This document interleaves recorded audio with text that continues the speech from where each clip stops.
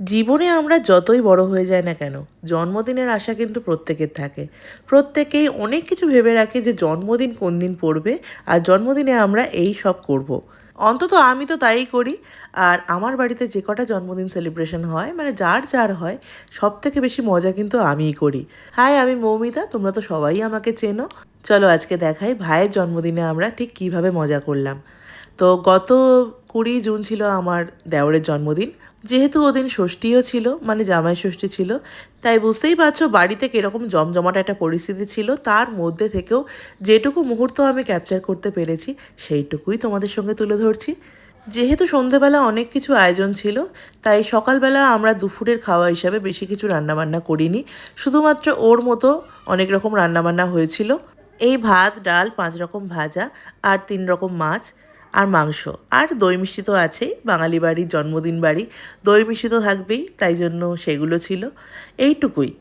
তাড়াতাড়ি করে দুপুরের খাওয়া দাওয়া কমপ্লিট করে আমি আর মা রান্নায় লেগে পড়লাম। কৃষ্ণাদিও ছিল আমাদের সাথে, মানে আমার বড়দি।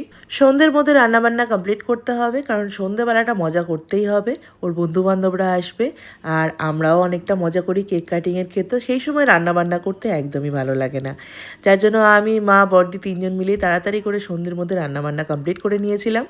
তারপর আস্তে আস্তে ওর বন্ধুবান্ধবরা এলো আর আমরা সবাই মিলে কেক কাটিং করলাম। আমাদের বাড়িতে যারই জন্মদিন হোক, এই কেক কাটিংয়ের মুহূর্তটা আমাদের কাছে আনন্দ করেই কাটে। আর তার উপর তো এটা ভাইয়ের কেক কাটিং। যেহেতু আমার সাথে ভাইয়ের সম্পর্কটা ভীষণই বন্ধুত্বপূর্ণ, সেক্ষেত্রে ভাইয়ের বন্ধুদের সাথেও আমার সম্পর্ক খুবই ভালো। ওরা এলেও আমি খুব মজা করি। তো এখানে কেক খাওয়া দাওয়ার টাইমটাও একটা বিশাল একটা হাসির মুহূর্ত তৈরি হয়েছিল। খুব সুন্দর একটা সময় কাটিয়েছি সন্ধেবেলাটা। তারপরে আমার বাবা এসেছিলেন। আমার বাবাও মজা করতে ভীষণ ভালোবাসে। সব মিলিয়ে একটা খুবই মিষ্টি মধুর স্মৃতিময় একটা সন্ধে কাটিয়েছি। এই সন্ধেটা অনেক দিন পর্যন্ত মনে থাকবে। এরপর তো ও গিফট ওপেনিং করছিল। তো গিফট ওপেনিং কিন্তু জন্মদিনের ক্ষেত্রে একটা বিশাল গুরুত্বপূর্ণ জিনিস, কারণ প্রত্যেকেই এক্সাইটেড থাকে যে কী কী গিফট পেলাম এবারে। যতই আমরা নিজেরা কেনাকাটা করি না কেন, গিফট কিন্তু পেতে প্রত্যেকের ভালো লাগে।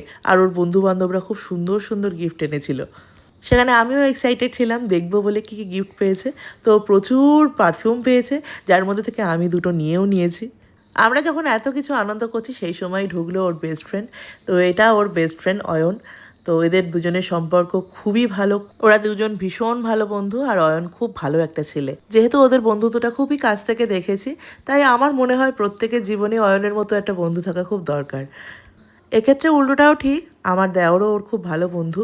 তো সে যাই হোক, একটুখানি গল্প গুজব করে আড্ডা ফাড্ডা মেরে তারপর আস্তে আস্তে খাবার দাবারের দিকে আসা হলো। তো দেখিয়ে দিই কী কী রান্না বান্না হয়েছে। তো দেখলেই ঝরঝরে ফ্রাইড রাইস, আর তার সাথে ছিল ঝাল ঝাল চিকেন কষা, সাথে ছিল দই কাতলা, চিংড়ি মাছের মালাইকারি আর পায়েস, দই মিষ্টি। এগুলো তো কম্পালসারি, এগুলো তো থাকবেই জন্মদিনে। খেতে বসেও ভীষণ মজা করে সবাই খাচ্ছিল, ওর পিছনে লাগছিল, যেটা হয় বন্ধু বান্ধবের মধ্যে। আর আমি আর আমার হাজব্যান্ডও যেহেতু ওদের সঙ্গে খুব বন্ধুর মতো মিশি, তাই জন্য ওরা আমাদের সঙ্গেও কোনো রাগঢাক রাখে না, আমাদের সাথে বন্ধুর মতোই মেশে। আর তোমরা বরাবর জানো, যারা আমার ছেলেকে চেনো তারা তো জানোই আমার ছেলে ভীষণ মিশুকে। তো আমার ভাইয়ের বন্ধুদের সাথেও আমার ছেলের খুবই ভালো সম্পর্ক। দেখতেই পাচ্ছ আমার ছেলের কিন্তু ওদের সঙ্গেই খেতে বসে গেছে। এই জালিল কেমন আছে? কোন জায়গাটা বলতে? এসো। কোন দিকটা? বিজয় সেতু থেকে নেমে কোন দিকটা? কেমন আছে? ভালো আছে, ভালো আছে। কই কেমন আছে দেখি?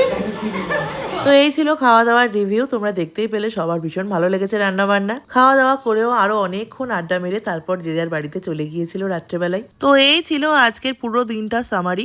দিনটা কিভাবে কাটালাম সেটা তোমাদেরকে বললামই। আশা করি আগামী দিনগুলো ওর জীবনে খুব ভালো কাটবে। তোমরা সবাই ওকে আশীর্বাদ করো।